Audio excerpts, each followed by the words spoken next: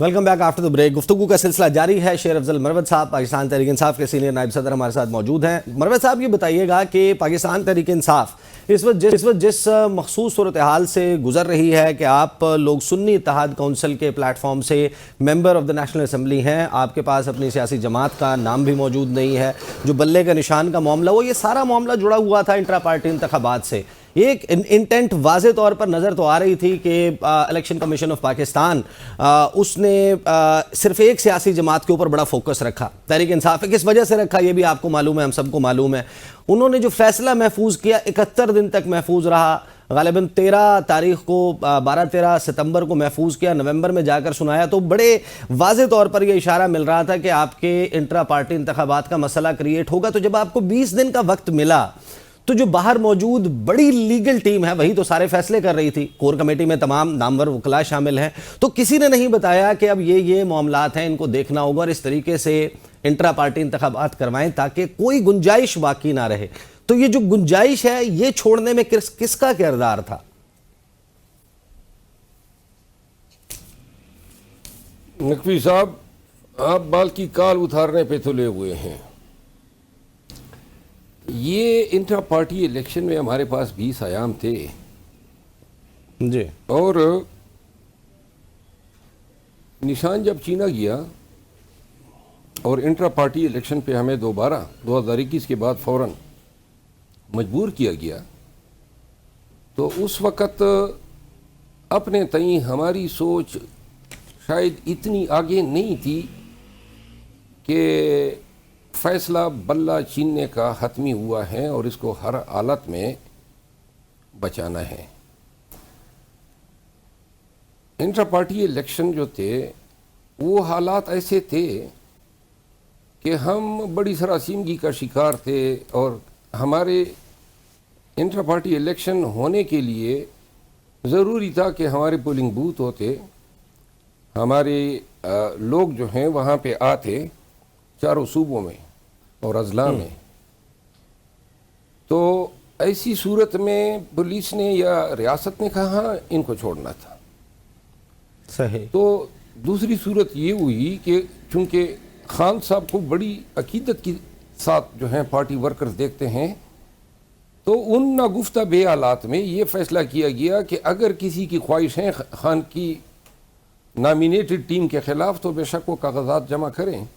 तो इन हालात में इंट्रा पार्टी इलेक्शन कॉल हुए। तो चूँकि खान साहब की नॉमिनेटेड टीम थी तो खान साहब के साथ अकीदत की वजह से, एहतराम की वजह से किसी ने कागजात नामजदगी जमा ही नहीं किए मुकाबले में। तो यूँ हमारे इंट्रा पार्टी इलेक्शन जो थे वो बिला मुकाबला मुंतखब हुए और चूँकि इस प्रोसेस को जिस हद तक कानूनी बना सकते थे तो इसके लिए इकट्ठ हुआ चमकनी के मकाम पे पेशावर में, और वहाँ पे हमारे तमाम काबीना के लोग गए जो बाद में मुंतखब हुए और यूँ इन हालात में ये इलेक्शन कराए गए। तो ऐसे हालात में जब हमने देखा कि इवेंचुअली इसके नतीजे में बल्ले का निशान आपसे छीन लिया गया, तो ये फैसला किसका था कि बल्ला नहीं बल्लेबाज? खान साहब का था, उनकी मशावरत से हुआ था? नहीं नकवी साहब, मैं आपको एक गुजारिश कर लूँ। ये मामलात हमने अपने पार्टी में डिस्कस किए, फिर इससे फसाद बनेगा और कोई बात मैं करूँगा तो इससे मेरे लिए पार्टी में जो है नापसंदीदगी पैदा होगी, तो लिहाजा इस इशू को हम अवॉइड कर लेते।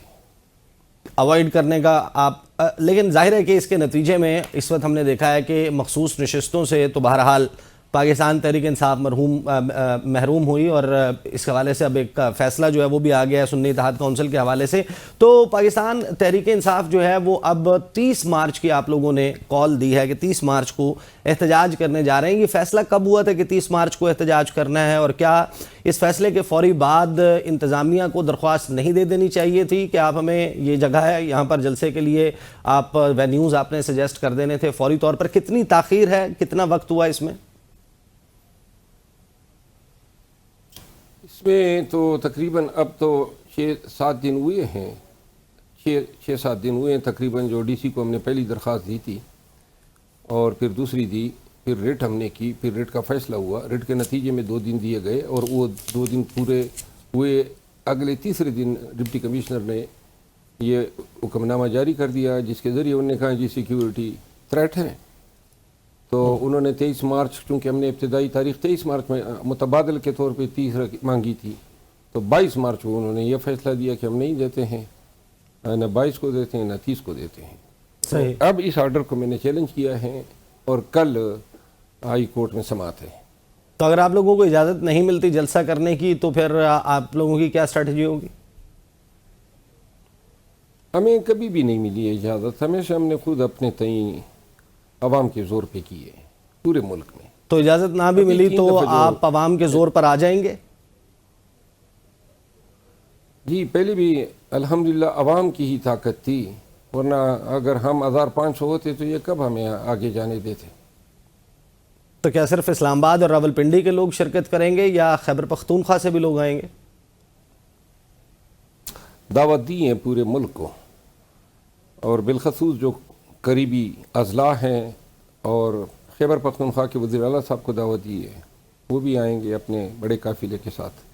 ہمارے ایم پی ایز حضرات، ایم این ایز حضرات، سب کو ہم نے۔ یہ چند گھنٹے کا جلسہ ہے یا اوور نائٹ سٹے کرنے کا پروگرام ہے؟ نہیں، یہ 10 بجے شروع ہوگا اور میرا خیال ہے کہ ہم 3-4 گھنٹوں کے اندر اس کو وائنڈ اپ کر دیں گے تاکہ لوگ سحریوں کے لیے گھر پہنچ سکیں۔ ایسا تو نہیں ہے کہ آپ لوگ آئیں گے اور پھر کچھ لوگ یہ کہہ رہے ہیں کہ شاید تحریک انصاف کے لوگ پھر بیٹھ جائیں گے، دھرنے میں کنورٹ ہو جائے گا؟ 4 سیٹوں کے لیے اتنا بڑا دھرنا کیا تھا 126 دن کا، ابھی تو آپ کا کلیم 80-81 سیٹوں کا ہے۔ نہیں، اگر جس وقت ہم بیٹھیں گے دھرنے کے لیے آئیں گے تو ڈکلیئر کر کے آئیں گے، یہ وعدہ ہے، جھوٹ کبھی نہیں بولتے ہیں۔ ابھی صرف جلسہ اس کا مقصد ہے۔ تو آپ کے حوالے سے ایک منسوب بیان یہ بھی چلا کہ آپ یہ کہہ رہے ہیں کہ میں 30 مارچ کے بعد پیچھے ہو جاؤں گا، بیک سیٹ پہ چلا جاؤں گا، کوئی اور کر سکتا ہے تو کر لے، یہ کہا ہے۔ اب میں نے کہا کہ جو لوگ اب روزانہ تنقید کا نشانہ بنا رہے ہیں خود ہی آگے آ جائیں، لے لیں ہم سے ذمہ داریاں۔ اگر ہمارا کردار اتنا مایوس ہے یا ناپسندیدہ ہے تو خود ہی ادا کر لے وہ فرائض۔ آپ نے گزشتہ روز ایک بڑا انکشاف کیا کہ تحریک انصاف کے حمایت سے جیتنے والے لگ بھگ 40 ایم پی ایس جو ہیں پنجاب میں وہ نون لیگ کے ساتھ مل گئے ہیں، کیا یہ بات واقعی درست ہے؟ آپ انفارمیشن کی بیسس پر کہہ رہے ہیں؟ اور کیونکہ ابھی تک میں نے نہیں دیکھا کہ پارٹی نے اس حوالے سے، اگر یہ بات درست ہے، وہ فارورڈ بلاک بن چکا ہے، کچھ لوگ کولیبریٹ کر رہے ہیں مسلم لیگ نواز کے ساتھ، مریم نواز صاحبہ کے ساتھ، ان کو ابھی تک شو کاز نوٹس پارٹی کی طرف سے جاری ہو جانا چاہیے تھا۔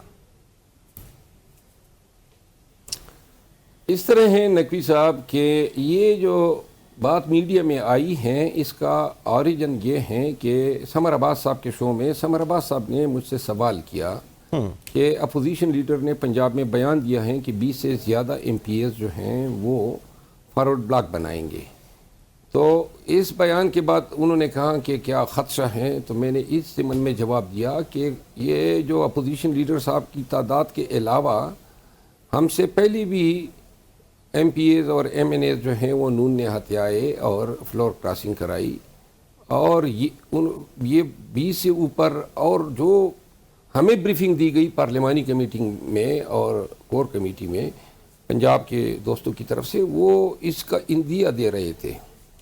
تو اس بنیاد پہ میں نے پھر یہ بات کی تھی کہ یہ ہم سن رہے ہیں مختلف کوارٹر سے۔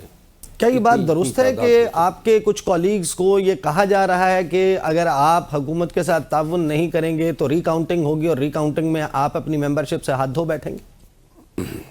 جی، پنجاب میں بالخصوص فیصل آباد ریجن کے ایم پی ایس کو اس تھریٹ کے ساتھ ڈرایا جا رہا ہے۔ اب کچھ لوگوں کے اگر آپ مناسب سمجھیں نام لے سکیں، 40 بندے تو بہت زیادہ ہوتے ہیں، اگر اشارتاً آپ بتا سکیں۔ فیصل آباد تو آپ نے چلیں بریکٹ ڈاؤن کر دیا کہ فیصل آباد کے لوگ ہیں، ریجن کے لوگ ہیں، چند سرکردہ نام، ان کو کوئی لیڈ بھی کر رہے ہیں؟ نہیں، سرکردہ نام نہیں، میں آپ کو عرض کروں نا، یہ میں نے پوری داستان آپ کو سنا دی کہ یہ تانے بانے ہیں۔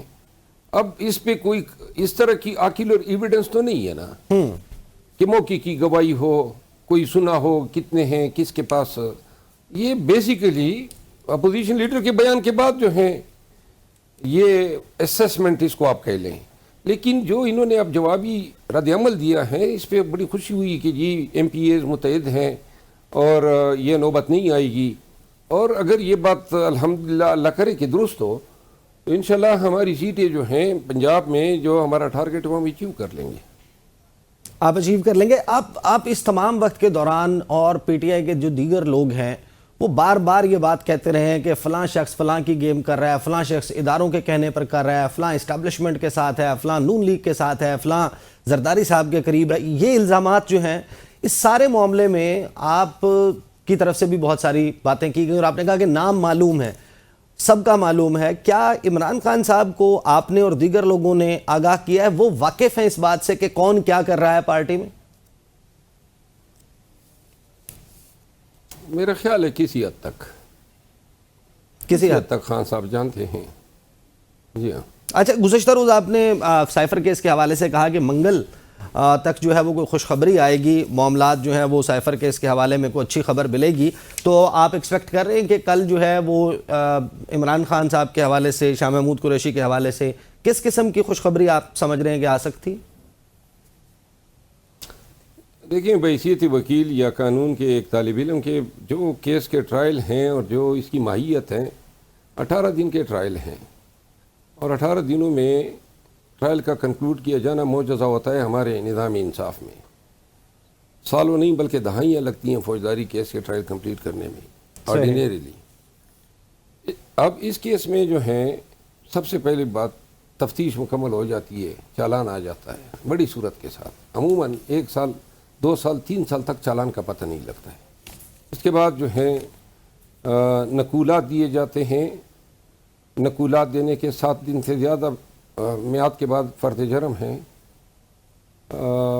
اور فرد جرم جو ہیں اس کے بعد استغاثے کو شہادت کا موقع دیا جاتا ہے. استغاثے کے 25 گواہان آ گئے, ان پہ جرح بھی ہو گئی. ہمارے وکلاء کی ٹیم کو نکال بھی دیا گیا. جج صاحب نے اپنے مرضی کے وکلاء مقرر کر دیے. انہوں نے کوئی جرح ہی نہیں کی جو قانون ان کا کام تھا, چاہے وہ کسی کی طرف سے بھی اپائنٹ ہو جائے, لیکن ان کی بنیادی فریضہ جو تھا وہ اپنے کلائنٹ کو ڈیفینڈ کرنا تھا, جو انہوں نے نہیں کیا ہے.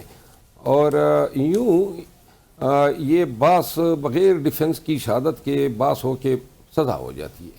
یہ ایسے ٹرائل جو ہیں وہ ہمارے عدالتی نظام میں اور نظامی انصاف میں بڑے مکروہ تصور ہوتے ہیں. اور عموماً اگر ایسے ٹرائل جان بوجھ کر کیے جاتے ہیں اور جج کا میلا فائڈی جو ہیں, جو ٹرائل جج ہوتا ہے, اس کی بدنیت ہی اس شہادت سے, اس ٹرائل کے پورے مرکب سے سامنے آ جاتی ہے, پھر عدالتوں نے ڈسپلنری کارروائی کے احکامات بھی جاری کیے ہیں ماضی میں. آپ یہ ایکسپیکٹ کر رہے ہیں کہ جج ابو الحسنات ذوالقرنین صاحب کے خلاف اس قسم کا کوئی ڈائریکشن ہائی کورٹ سے آ سکتی ہے؟ Is that what you are seeing? اگر انصاف ہونا ہے اور جو ہماری آئینی اور نظام انصاف کے رہنما اصول ہیں وہ تو یہی تقاضا کرتے ہیں. صحیح. مروت صاحب مجھے بریک لینی ہے, بریک کے بعد واپس آئیں گے. تو پاکستان انصاف دعوے کر رہی تھی کہ عمران خان صاحب جیل سے باہر ہوں گے. رمضان کے مہینے میں کچھ لوگ کہہ رہے تھے کہ عید جو ہے وہ بنی گالہ میں عید کی نماز پڑھیں گے. یہ کیا ایسا ممکن ہے؟ کیا ایسا ہونے جا رہا ہے؟ اور جو پاکستان تحریک انصاف کی آگے کی حکمت عملی ہے, بات کرتے ہیں آفٹر بریک.